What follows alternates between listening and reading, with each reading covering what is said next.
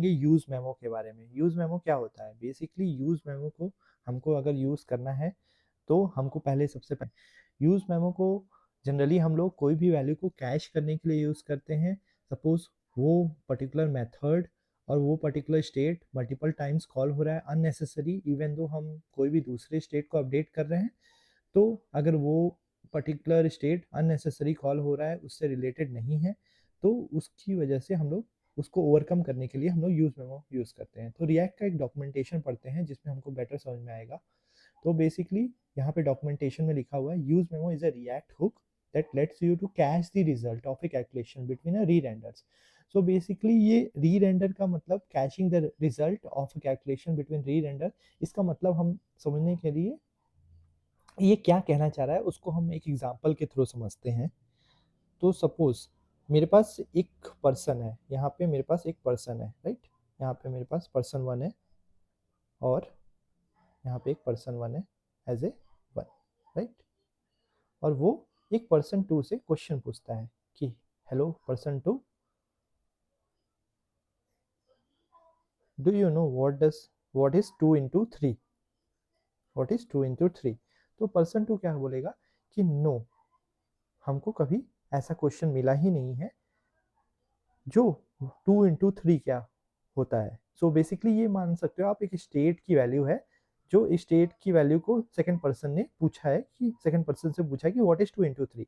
तो generally second person ने बोला कि ऐसा कभी भी कोई भी स्टेट हमको पता नहीं है कि ऐसा कोई भी 2 इंटू 3 मेरे पास कभी आया हो और हम इसका रिजल्ट हम आपको बता पाए, हमको नहीं पता, एक्चुअली में हमको नहीं पता। तो बेसिकली अब क्या होगा, तो 2 और 3 का एक रिजल्ट सेव होगा, एज ए रिजल्ट हमको मिलेगा 6, राइट।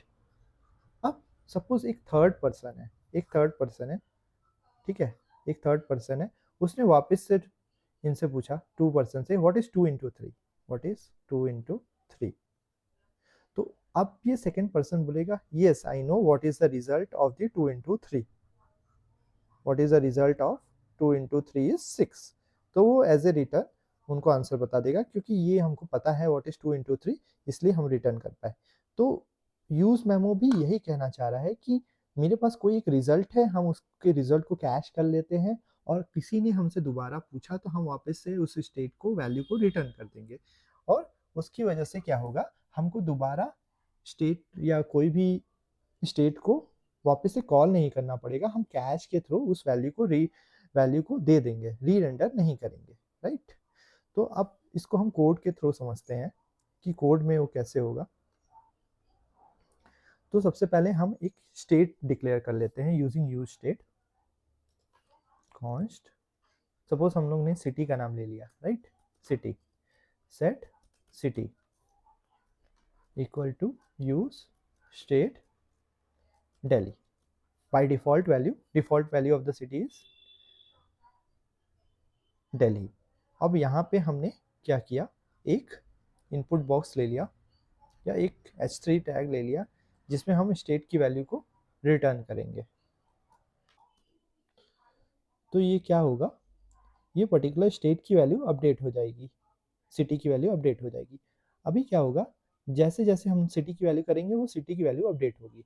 तो सपोज हम एक डिले ऐड करते हैं, const delay name, city name, city के लिए डिले ऐड करते हैं जिसमें हम एक एरो फंक्शन कॉल करते हैं और वहाँ पे एक फॉर लूप चला देते हैं, for let I equal to 0, I is less than 1 और 10 लाख या 1 करोड़ तक इसकी वैल्यू को डाल देते हैं आई प्लस प्लस, और रिटर्न में क्या कर देते हैं, रिटर्न में इसमें सिटी कर देते हैं।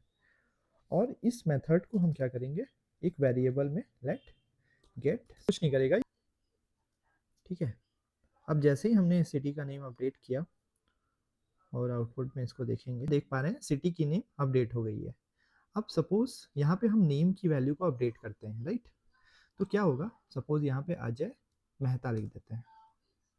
अब जैसे ही हम टाइप कर रहे हैं इसमें स्लाइड डिले देख रहे हैं, राइट। वो डिले क्यों हो रहा है, वो डिले वो जो सिटी के लिए हम लोगों ने लगा रखा था उसकी वजह से आ रहा है, बट वो नेम के फील्ड को क्यों अफेक्ट कर रहा है? एक्चुअली में वो सिर्फ सिटी के फील्ड को अफेक्ट करना चाहिए क्योंकि हम लोगों ने सिटी को अपडेट किया, राइट? बट वो नेम को क्यों अफेक्ट कर रहा है? क्योंकि अननेसेसरी वो मेथड को ट्रिगर कर रहा है, राइट? अननेसेसरी वो मेथड को ट्रिगर कर रहा है, जिसकी वजह से ये इश्यू क्रिएट हो रही है।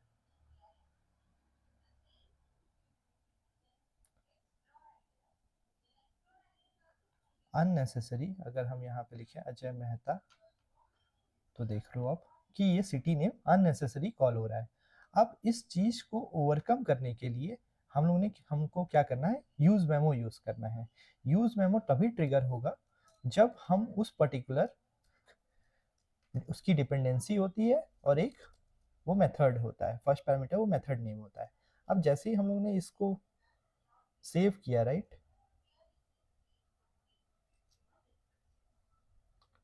Next create is not a function, handle city name, delay city, और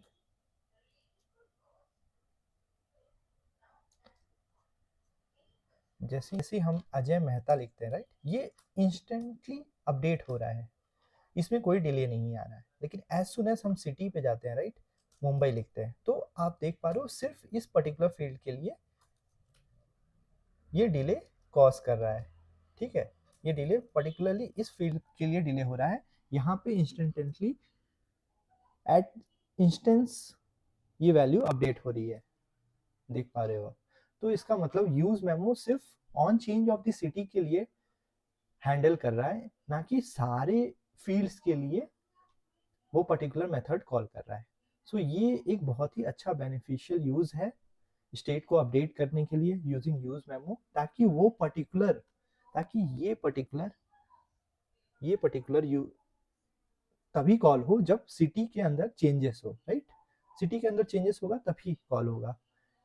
अननेसेसरी ये मेथड कॉल नहीं होगा जब भी हम नेम को अपडेट करेंगे।